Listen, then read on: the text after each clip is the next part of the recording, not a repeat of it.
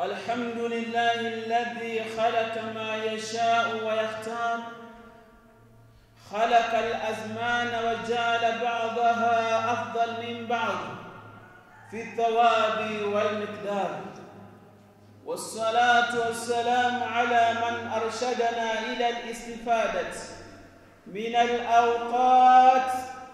الأوقات الفاضلة واغتمام الاغتمام، وعلى أزواجه وذريته وصحبه وآله الأطهار صلاة وسلاما دائمين ما تعاقب الليل والنهار. أما بعد، عباد الله، فأوصيكم ونفسي بتقوى الله الذين لا خوف عليهم ولا هم يحزنون، وهم أكرم الخلق على الله سبحانه وتعالى. إن أكرمكم عند الله أتقاكم. Baada ya kumshukuru Mwenyezi Mungu Subhanahu wa Ta'ala na kumtakia rehema na amani kiongozi wa umma nabii wetu Muhammadin sallallahu alaihi wasallam, tukiwa ndani ya siku katika masiku matukufu ama katika miezi mitukufu ambayo kwamba Mwenyezi Mungu Subhanahu wa Ta'ala ameitaja ndani ya Qur'an. Katika miezi ambayo kwamba imetajwa ni miezi mitukufu, miongoni ni mwezi wa Dhulqa'da, tukiingia katika mwezi wa Dhulhijja. Na hizi miezi zote kuanzia Shawwal kuingia Dhulqa'da kuingia Dhulhijja zote ni ashhurul hurum, ukiongeza mwezi wa Rajab. Kwa hivyo amali ambayo kwamba Muislamu anaifanya katika miezi hii ni amali ambayo ina ajira kubwa, ina thawabu kubwa mbele ya Mwenyezi Mungu Subhanahu wa Ta'ala. Masiku haya ambayo Mwenyezi Mungu Subhanahu wa Ta'ala ametuumbia na amechagua ndani yake masiku matukufu ambazo ukifanya amali ya kumridhisha Mwenyezi Mungu Subhanahu wa Ta'ala, thawabu zake si sawa na miezi mingine. Ni sawa katika nyakati ibada ambayo kwamba unaifanya usiku wa qiyamul layl, si sawa na ibada ambayo kwamba unaifanya mchana. Kwa hivyo kila msimu ama katika kila zama zina utofauti wake katika ajira mbele ya Mwenyezi Mungu Subhanahu wa Ta'ala. Ndugu Islam, biidhni Mola Subhanahu wa Ta'ala tutaendelea kuguzia mambo ambayo yanahusiana na ibada tukufu ya haji, ambayo ni nguzo tano, ambayo ni nguzo ya tano katika nguzo tano za Uislamu. Uislamu umejengwa kwa nguzo tano. Ya kwanza ni shahada, ya pili ni swala, ya tatu ni zaka, ya saum, alafu nguzo ya mwisho ni haji, ambayo ni nguzo watu wengi wameilalia, hawafanya bidii wala kutia azma juu ya kutekeleza nguzo hii, ambayo ni nguzo muhimu na ni sehemu ambayo kwamba mja anapata nafasi ya kusamehewa madhambi yake ambayo kwamba aliyafanya mwanzo na mwisho. Kwa hivyo ndugu Waislamu, Mwenyezi Mungu Subhanahu wa Ta'ala alipomwamrisha Nabii Ibrahim alayhi salatu wassalam, wa idh yarfa Ibrahim alqawaid wa Ismail, Mwenyezi Mungu Subhanahu wa Ta'ala anatuambia, kumbukeni tulipomwambia Nabii Ibrahim alayhi salatu wassalam mwanae Ismail, akaambia mjenge mwenwe kuta za Al-Kaaba, nyumba tukufu ambayo kwamba Waislamu wanaenda katika ibada ya haji. Kwa hivyo ni amri min Allah Subhanahu wa Ta'ala, sio nyumba ambayo kwamba walijisimamia tu, bali ni amri ya Mwenyezi Mungu Subhanahu wa Ta'ala aliyomwambia Nabii Ibrahim alayhi salatu wasalam na mwanae Ismail wajenge nyumba Al-Kaaba. Walipoimaliza nyumba Al-Kaaba, waqala rabbana taqabbal minna innaka antas samiul alim, wakamuomba Mwenyezi Mungu Subhanahu wa Ta'ala, hakika amali ambayo kwamba umetuambia tufanye ama tujenge, Mwenyezi Mungu Subhanahu wa Ta'ala kwa dhati yako tunakuomba utukubalie, kwa sababu Mwenyezi Mungu Subhanahu wa Ta'ala ni mwingi wa kusikia na mwingi wa kuona. Kwa hivyo Mwenyezi Mungu Subhanahu wa Ta'ala anatusimulia, atuambia inna awwala baitin wudi'a lin-nas, hakika nyumba ya mwanzo ambayo kwa Mwenyezi Mungu Subhanahu wa Ta'ala aliwekea kwa ajili ya wanadamu. Inna awwala baitin wudi'a lin-nas, hakika nyumba ya kwanza ambayo kwa Mwenyezi Mungu Subhanahu wa Ta'ala aliwekea kwa ajili ya watu, aliwekea kwa ajili ya ibada ya wanadamu wote, kwenda binadamu wote hasatan waislamu kwenda kufanya ibada haji, lilladhi bibakata mubaraka, ambao kwamba iko katika mji wa Maka, ambao ni mji ambao kwamba una baraka kwa Mwenyezi Mungu Subhanahu wa Ta'ala. Ndani yake Mwenyezi Mungu Subhanahu wa Ta'ala wa huda lil alamin, vile vile pia ibada hii ni muongozo watu wanatakasika ambao kutoka Mwenyezi Mungu Subhanahu wa Ta'ala. Fihi ayatun bayyinat, ndani ya ibada ya haji, ndani ya nguzo hii, fihi ayatun bayyinat, katika nyumba ya Mwenyezi Mungu Subhanahu wa Ta'ala, Baitullahil Haram, fihi ayatun, kuna alama ama kuna dalili ama kuna miujiza ambayo kwa Mwenyezi Mungu Subhanahu wa Ta'ala ambaye ameweka maqam Ibrahim, hasa katika sehemu ambayo kwamba Nabii Ibrahim alayhi salatu wasalam alipokuwa akijenga al-Kaaba na mwanawe Ismail, basi pale ndio alikuwa anapumzikia, panaitwa maqam Ibrahim. Waman dakhalahu kana amina, Mwenyezi Mungu Subhanahu wa Ta'ala anatuambia yeyote ambaye kwamba atakaingia katika haram Maka, akaingia katika nyumba ya Mwenyezi Mungu Subhanahu wa Ta'ala kule katika haji, basi kana amina, anakuwa ndani ya amani. Kwa hivyo yote ambaye kwamba anayefunga safari yake kwenda katika ibada ya tukufu ya haji ama ibada tukufu ya umra, basi yeye anakuwa ndani ya peace kutoka Mwenyezi Mungu Subhanahu wa Ta'ala. Ndivyo akasema Mwenyezi Mungu Subhanahu wa Ta'ala, walillahi 'ala an-nasi hajjul baiti man istata'a ilayhi sabila, basi hija ni ya Mwenyezi Mungu Subhanahu wa Ta'ala kwa yule ambaye kwamba ana uwezo katika njia hiyo. Kwa hivyo ibada ya haji ni ibada ambayo kwamba inataka mtu awe na uwezo mwenyewe katika mali yake ya halali, aitafute na tienia kwamba ikiwa Mwenyezi Mungu Subhanahu wa Ta'ala atanifikisha na kunibakisha mwakani ama mwaka huu niende kuzuru nyumba tukufu ya Mwenyezi Mungu Subhanahu wa Ta'ala kwa mali yangu ya halali. Kwa hivyo Mwenyezi Mungu Subhanahu wa Ta'ala tuambia man istata'a ilayhi sabila, yeyote ambaye kwamba ana uwezo katika njia hiyo, basi ni bora aende nyumba ya Mwenyezi Mungu Subhanahu wa Ta'ala. Waman kafara, ama yule ambaye kwamba atakayekuwa na uwezo lakini akakufura akakataa kwenda. Kuna watu wana uwezo mkubwa sana, ana uwezo mkubwa wa kwenda hata na familia yake bila akaunti yake kutisika, lakini anakataa kwenda.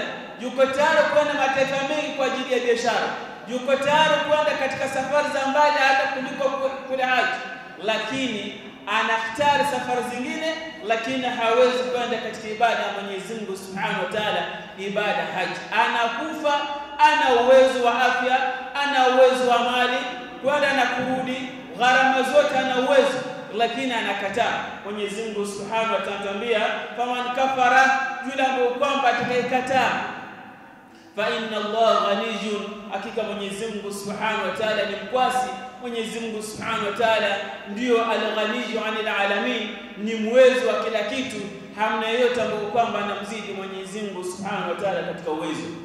Tukija katika hadithi ya Bwana Mtume Muhammad sallallahu alaihi wasallam, hadithi ya Abu Hurairah radhiyallahu anhu qala khatabana Rasulullah sallallahu alaihi wasallam, kuna siku moja Bwana Mtume sallallahu alaihi wasallam aliwatolea maswahaba khutba, akasema kwamba ayuhan nas, enyi waislamu, enyi watu. Alisema ayuhan nas, enyi watu, lakini wajiolengo ni waislamu. Ayuhan nas kad farada Allah alaykum alhajj, enyi watu, hakika Mwenyezi Mungu Subhanahu wa Ta'ala amemfaradhishieni haji, amemfanyieni ibada ya haji ni faradhi kwenu, ni faradhi min Allah Subhanahu wa Ta'ala. Fahujju, basi muendeni mfanye ibada ya haji. Inna Allah farada alaykum alhajj, hakika Mwenyezi Mungu Subhanahu wa Ta'ala amemfaradhishieni ibada ya haji, basi nendeni mkafanye ibada, mkafanye haji. Faqala rajulun, mtu mmoja akasema katika maswahaba, aqulu amin, akauliza, ya Rasulullah, hiyo hija itakuwa ni kila mwaka? Akauliza, je, hiyo haji, ibada ya haji uliyotuambia ni kwa mwaka, kila mwaka ya Rasulullah? Fasakata hata qala thalatha. Alipomuuliza swali hilo Mtume Muhammad sallallahu alaihi wasallama akanyamaza. Akamuuliza mara ya pili, akamuuliza mara ya tatu. Fasakata Rasul sallallahu alaihi wasallam, Mtume sallallahu alaihi wasallam akanyamaza, hakumjibu. Ama mara ya tatu akasema, faqala Rasul sallallahu alaihi wasallama, law qultu na'am la wajabat. Mtume sallallahu alaihi wasallam akasema, lau kama ningesema ndio, lau kama ningesema ulivyouliza kwamba ni kwa kila mwaka, nikasema ndivyo, basi ingekuwa ni wajibu kwenu kwenda hija katika kila mwaka. Lakini alivyonyamaza, basi ni kuonyesha kwamba si lazima kwenda kwa kila mwaka wa haji ama ibada ya haji. Ni mara moja katika lazima wake ni ule mara moja katika umri wako. Ni nguzo ambayo kwamba ukifanya mara moja katika maisha yako, basi ule wajibu wako utakuwa umeondoka. Ima ukienda mara ya pili ya tatu, basi ile ni ziada tu, lakini faradhi yake itakuwa ishaisha. Thumma qala Mtume sallallahu alaihi wasallam akasema kwamba, daruni ma taraktum fa innama halaka. Mtume sallallahu alaihi wasallam akasema, shikamaneni ni yale ambayo kama nishamwambia, wacheni kwenda ndani sana. Yani daruni, mniachie yale ambayo kama nilimwambia, yachukulie hivyo nilivyomwambia. Akasema fa innama halaka man kana qablakum, hakika waliangamia wale waliokuwa kabla yenu. Yani amri inakuja, badala ya kutosheka na amri ilivyo, basi mtu akawa anauliza maswali mpaka amri hili inakuja kuwa na uzito ama na ugumu katika wale ambao kwamba wamepewa ile amri. Kwa hivyo Mtume sallallahu alaihi wasallam akatuambia kwamba akamwambia, bikathrati sualin, muache wingi wa maswali yenu, waqtilafum, na ile utafauti ala anbiyahim, juu ya mitume wa Mwenyezi Mungu Subhanahu wa Ta'ala. Kama ilivyokuja katika suratul Baqara, Mwenyezi Mungu Subhanahu wa Ta'ala aliwaambia wale Bani Israili, wale ambao kwamba walikuwa wameua mtu. Baada ya kuuawa mtu, basi wakataka kujua ni nani aliyeua. Basi Mwenyezi Mungu akamwambia, tafuteni ng'ombe, mchinje. Mtakapochinja huyo ng'ombe, basi atatoa sauti na kusema ni nani ambao kwamba aliyeua. Baada ya kutosheka na amri hiyo, wakawa wanauliza, ni ng'ombe wa aina gani, ni rangi gani, ana kimo gani? Basi wakawa na magumu. Ndivyo Mtume sallallahu alaihi wasallam akatuambia kwamba amri ya Mwenyezi Mungu inapokuwa imeshuka, basi toshekeni tu na vile ilivyokuja katika nasi ya Qur'an ama nasi ya Bwana Mtume Muhammad sallallahu alaihi wasallam, kwa sababu kuuliza kwingi basi ndio kunazidisha matatizo mengi ama hukumu inakuwa nzito. Kwa hivyo Mtume akasema kwamba fa idha amartukum shay'in fa'atu minhu mastata'tum, ninapomwamrisha jambo lolote basi fanyeni jambo kwa uwezo wenu. Wa idha nahaytukum an shay'in fad'uhu, basi namkatazeni kwa lolote basi acheni nalo. Rawahu Muslim, hadithi hii imepokelewa na al-Imam Muslim. Hadithi nyingine ya Rasul sallallahu alaihi wasallam, an Asad ibn Ali radhiyallahu anhuma, anna rajulan jaa ila nabii sallallahu alaihi wasallam, kuna mtu ambaye kwamba aliyokuja katika maswahaba, anakuja kwa Bwana Rasul sallallahu alaihi wasallam, faqala inni habbanu inni jabanu wa inni dha'ifun. Anakuja swahaba moja kwa Bwana Rasul sallallahu alaihi wasallam, akamwambia, ya Rasulullah, inni jabanu, hakika mimi ni muoga, mimi sina ushujaa, wa inni dha'ifun, vile vile pia mimi ni mnyonge. Faqala Mtume sallallahu alaihi wasallam akamwambia, halumma ila al-jihad la shawkata fihi. Akamwambia, njoo katika ile jihadi ambayo kwamba hamna ndani yake silaha, hamna ndani yake mshale, hamna ndani yake kifaa chochote cha kupambana. Akamwambia hivyo, akamwambia jihadi ambayo kwamba waiweza ni jihadi ya kwenda katika haji. Yani mja ambaye kwamba anaenda haji, basi ana adil ama ni sawa na yule mtu ambaye kwamba thawabu ajira ambayo kwamba anazipata, basi ni sawa na yule ambaye kwamba ameenda katika jihad ya fi sabilillah. Wa an Abi Hurairah radhiyallahu anhu, vile vile pia anasema عن أن رسول الله صلى الله عليه وسلم قال جهاد الكبير والضعيف والمرأة الحج. Aliyosema kwamba jihadi ya mtu ambaye kwamba ni mtoto mdogo, ni mtu ambaye na mtu ambaye kwamba ni dhaifu na wamama, jihadi yao ni nini? Ni kwenda katika haji. Wal hajjul mabrur laysa lahu aljazaa illa aljanna, na hija ambayo kwamba imetimia nguzo zake na shuruti zake, basi hamna ajira ambayo kwamba iko sawa na hiyo, basi ajiri yake ni janna ya Mwenyezi Mungu Subhanahu wa Ta'ala. Anasema kwamba vile majaa anna alhajj anna alhujjaj waqtullah, na vile vile pia Mtume sallallahu alaihi wasallam atuambia wale mahujaji ambao wanaenda katika Baitullah alharam, Baitullah alharam, nyumba ya Mwenyezi Mungu Subhanahu wa Ta'ala, wabdur rahman, wanakuwa dhuyufur rahman, wanakuwa ni wageni wa Mwenyezi Mungu Subhanahu wa Ta'ala. Aliyosema Mtume Muhammad sallallahu alaihi wasallam, anasema kwamba al-umratu ila al-umra kafaratu lima bainahuma wal hajjul mabrur laysa lahu al-jazaa laysa lahu jazaa illa al-janna. Mtume sallallahu alaihi wasallam akasema, na hija ambayo kwamba iliyotimia sawa sawa haina ajira ambayo kwamba tunaweza kuikadiria isipokuwa malipo yake makubwa ni janna, na yote ambayo kwamba anaifanya baada ya haji anarudi kama si kama kwamba aliyozaliwa ni mama yake, aliyotoka katika tumbo ya mama, yani bimaana hana madhambi ya aina yote, madhambi yake yamekuwa maghfuran wa dhanban maghfuran wa sa'iyan mashkuran. Basi anapoenda katika Baitullah al-Haram, Mwenyezi Mungu Subhanahu wa Ta'ala anampatia nafasi ya kumsamehe madhambi yake makubwa kwa madogo. Vile vile pia fihi shurutu, katika kila ibada ya Kiislamu, katika kila ibada kuna masharti, kuna condition ambayo kwamba unafaa uobserve ndio uwe umequalify katika ibada ya haji. Awalan, jambo la kwanza alislam. Yoyote ambaye kwamba anaenda haji, ibada ya haji si kwa kila mtu bali kwa Waislamu haswa. Ibada ya haji, mtu yoyote ambaye kwamba anafaa kwenda haji lazima awe ni Muislamu ambaye kwamba ni Muislamu ambaye kwamba tena aliyobalighi, mtu ambaye anajifahamu anafanya nini. Alafu sharti la tatu al-aqil, awe ni mtu ambaye ana akili timamu, ayuwe ni mtu ambaye kwamba yuko sober minded, si mtu ambaye kwamba labda kidogo network yake yapotea, au ni mtu ambaye kwamba anajifahamu, anapokuwa katika safari ajue kwamba yuko katika safari ya haji, kila kiingia katika maeneo ya haji basi aelewe kwamba hapa ni wapi, nafaa nifanye nini, na hii ni ibada. Lazima awe ni mtu ambaye kwamba anajifahamu, anajielewa. Jambo la tatu, jambo la nne, awe ni mtu ambaye kwamba al-hurriya, awe ni mtu ambaye kwamba full citizen, yani mtu ambaye yuko huru, sio mtu ambaye kwamba ni mtumwa ama sehemu ambayo kwamba anakaa hamna amani. Kwa mfano wa ndugu zetu ambao kwamba wako Gaza, labda kuna watu wana uwezo wa kwenda haji, lakini kutokamana na hali hawana uhuru, wamezingirwa na majeshi kila aina, vita vimechacha, kila siku ni mlio wa bunduki, yani watu wa mabomu kila siku ndio masikio yao yasikia.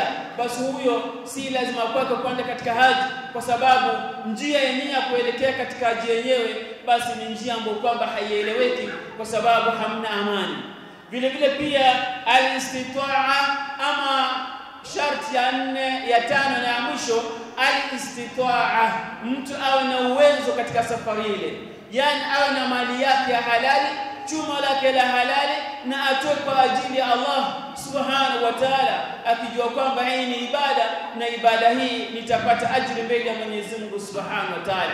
Yoyote ambaye kwamba anayefanya ibada ya haji kwa mali ya haramu, lam tukbal lahu, ibada yake haiwezi kubalika. Alivyosema labbaik Allahumma labbaik, labbaik la sharika lak labbaik, innal hamda wan ni'mata laka wal mulk la sharika lak. Kwa hivyo kipindi anavyosema hivyo, anaambia la labbaik lak wala sa'daika, huna lolote ambalo kwamba umelitikia. Kwa hivyo mali ya haramu, mali ambayo kwamba asili yake chumbuko yake imekuwa ni haramu, basi tukatazwa kwenda kufanya nayo ibada ya haji. Si ibada ya haji peke yake, hata sadaka, si vizuri kutoa mali za haramu ambao kama umechuma katika mali ya haramu kupeana kama sadaka au kwenda katika haji au kufanya mambo yote ya khairat. Basi sheria inatukataza, inna Allah tayyibun la yakbalu illa tayyiba, hakika Mwenyezi Mungu Subhanahu wa Ta'ala ni mzuri wala hakubali isipokuwa chochote ambacho kwamba kinatukamana na uzuri. Tuambia kwamba qala sallallahu alayhi wasallam, Mtume Muhammad sallallahu alayhi wasallam tuambia, ma min ayyamin amal salih fihinna ahabbu ila Allah min hadhihi al-ayyam al-ashr. Ndugu zetu Islam, min babu al-amana, ni vizuri vile vile pia kuwakumbusha mbele yetu kuna masiku 10 ya Dhulhijja ambayo ndani yake ni masiku matukufu ambayo Mwenyezi Mungu Subhanahu wa Ta'ala ameapia, na chochote ambacho kwa Mwenyezi Mungu Subhanahu wa Ta'ala ameapia, Mwenyezi Mungu Subhanahu wa Ta'ala haapi isipokuwa kwa kikubwa. Akasema wal fajr wa layalin ashr, na hapa kwa alfajiri na siku 10 za Dhulhijja, na masiku yale ni masiku matukufu ambao kama Mtume Muhammad sallallahu alaihi wasallam anatuambia, ma min ayyamin amal salih fihinna, hamna siku ambazo kwamba zina utukufu sana katika amali ndani yake kama siku 10 za Dhulhijja. Zile first days 10 days za Dhulhijja ni siku ambazo kwamba ziko na siri kubwa na ziko na thawabu nyingi ambao kwamba Muislamu akiwa atafanya amali yote ndani yake. Hasatan maulama kama al-Imam an-Nawawi rahimahullah rahmatan wasi'a, anasema kwamba katika amali ambayo kwamba ni bora mno katika siku hizo ni kufunga. Waislamu kujitahidi katika funga za sunna, si lazima, si wajib, lakini ni akrab min al-wajib, yani zimekuwa zimewekewa tawkid, yani zimetiliwa nguvu. Al-muakkada, ni vizuri sana kukokotezwa kufunga ndani ya siku hizo, hata kama utafunga zote, lakini bora angalau ufunge siku 2, 3, 4.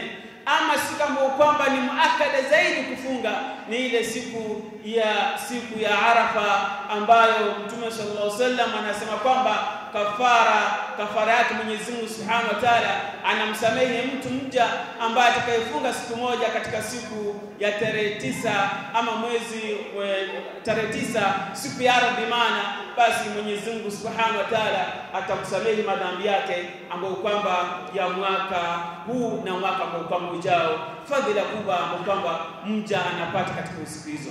Kwa hivyo inshallah tukiangalia leo ni tarehe 25 Dhulqaada, kwa hivyo kama siku 3 mbele tu basi tutakuwa tunaanza kufunga hizo siku ambazo kwamba tulikuwa na uwezo kufunga, na wale ambao kwamba tulikuwa na uwezo, kuna amali nyingi kusimama usiku, vile vile pia kuna kutoa sadaka, kila amali, lakini hatulazimishi mtu kwamba lazima afunge. Somo ya lazima pekee yake ni Ramadhani, lakini hizo zote ni naflu, ni za sunna ambao kwamba wajiundia akaunti yako mbele ya Mwenyezi Mungu Subhanahu wa Ta'ala.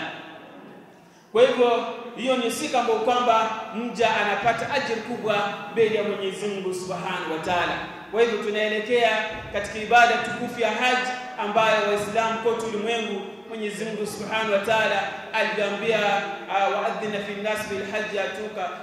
Mwenyezi Mungu alisema kwamba waadhinie ama waambie watu waje katika ibada ya haji, watakuja katika kila hali, min kulli fajjin amik, wakiwa wanatoka katika kila pembezoni mwa ulimwengu kwa ajili washuhudie manufaa ya Mwenyezi Mungu Subhanahu wa Ta'ala. اللهم وفقنا لصالح القول والعمل، وأعنا على ذكرك وشكرك وحسن عبادتك يا رب العالمين. أقول قول هذا واستغفر الله العظيم لي ولكم، فاستغفروه وتوبوا إليه إنه هو الغفور الرحيم والبر الكريم.